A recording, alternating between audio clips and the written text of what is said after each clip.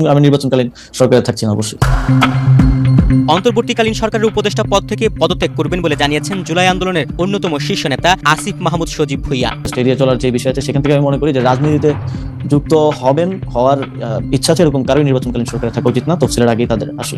এটা আমি, মাহফুজ আলম, আরো যদি কেউ থাকেন সরকার। আমাদের এই আন্দোলনের সফলতার পেছনে একমাত্র এবং শুধুমাত্র ক্রেডিট যায় আমাদের শহীদদের প্রতি। নির্বাচনকালীন সরকারে না থাকার সিদ্ধান্ত নিয়েছেন স্থানীয় সরকার উপদেষ্টা আসিফ মাহমুদ। নিজের সরকার থেকে সরে যাওয়ার সিদ্ধান্তের কথা জানিয়েছেন অন্তর্বর্তী সরকারের উপদেষ্টা আসিফ মাহমুদ সজীব ভুঁইয়া। তিনি বলেন, আগামী জাতীয় নির্বাচনে তফসিল ঘোষণার আগেই তিনি সরকার থেকে সরে যাবেন। তার এমন সিদ্ধান্তের তথ্য ছড়িয়ে পড়ার পর বিভিন্ন মহলে প্রশ্ন উঠেছে, তবে কি জাতীয় নির্বাচনে অংশ নেবেন আসিফ মাহমুদ?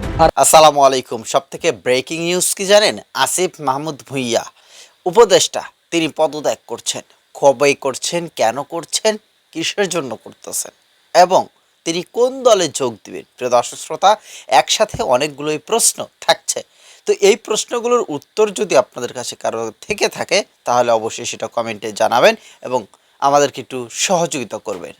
কেন আসিফ এইখান থেকে পদত্যাগ করতে চাচ্ছেন? অবশ্যই তিনি কোনো না কোনো দলে যোগ হবেন এবং সেটা হতে পারে এনসিপি, নাম্বার ওয়ান চয়েস এটাই হবে। এছাড়া তো তার কোনো আর দল মনে হচ্ছে নাই।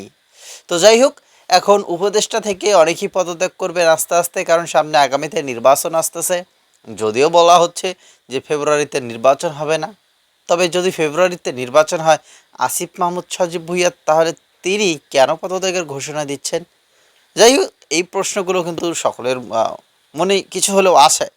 তো অবশ্যই আপনাদের কারো মন্তব্য থাকলে এই বিষয় নিয়ে কমেন্টে লিখবেন। ধন্যবাদ সকলকে।